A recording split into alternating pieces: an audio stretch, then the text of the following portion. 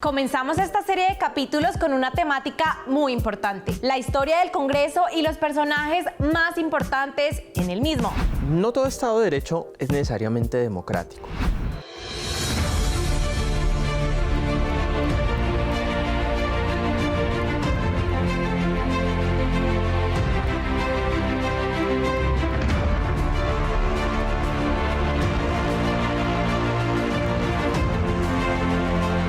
Entre 1930 y 1940, el Congreso de la República convirtió en realidad una serie de aspiraciones de un grupo social que más adelante se convertiría en protagonista de acciones políticas, económicas y sociales de nuestro país. En esa misma época, Colombia ya había entrado en el mercado mundial, principalmente con la exportación del café. Durante este periodo, el Congreso tramitó y aprobó numerosas leyes centradas en temas como la legalización de la organización obrera, los derechos laborales y los derechos sociales de las mujeres.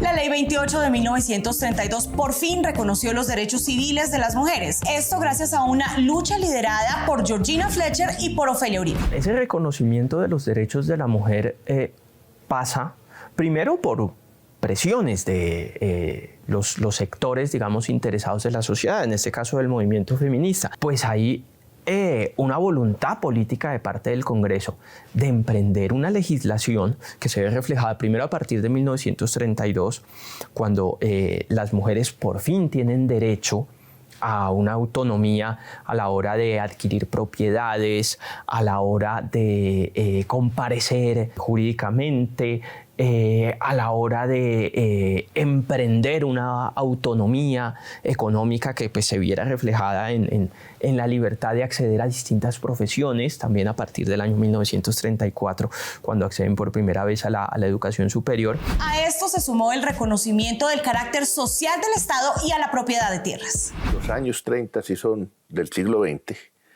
son una época de quiebre. ¿Por qué? Porque se conjugan varias cosas. En primer lugar, después de los gobiernos de Rafael Núñez, de la Regeneración, el Partido Conservador gobernó durante 40 y tantos años, indefinidamente. Es lo que se llama la hegemonía conservadora. Segundo, el Partido Liberal se va a la oposición, que es una oposición ideológica, e incorpora todo este pensamiento social.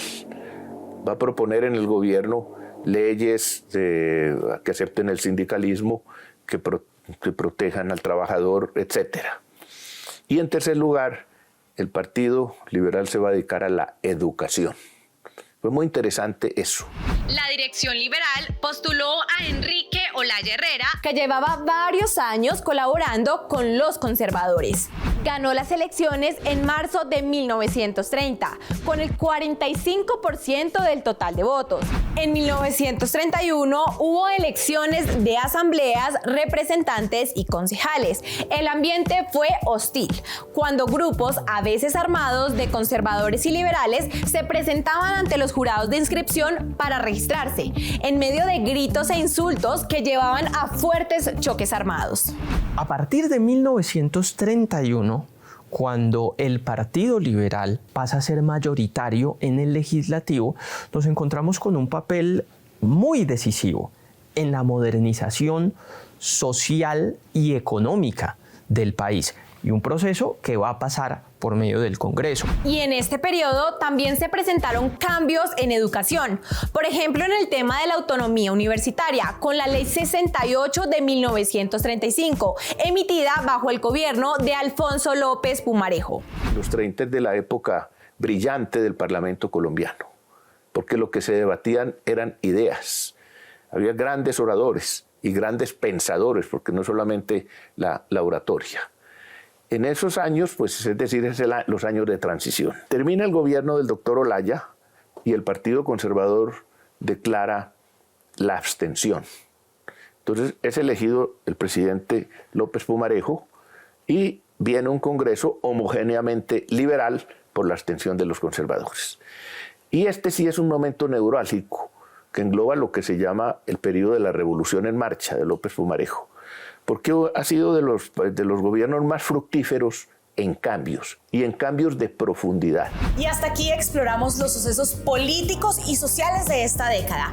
En el próximo capítulo vamos a hablar de reformas, acuerdos y de una dictadura que le cambió la historia a nuestro país. Sigan atentos y conectados a la memoria del Congreso y no olviden seguirnos en nuestras redes sociales.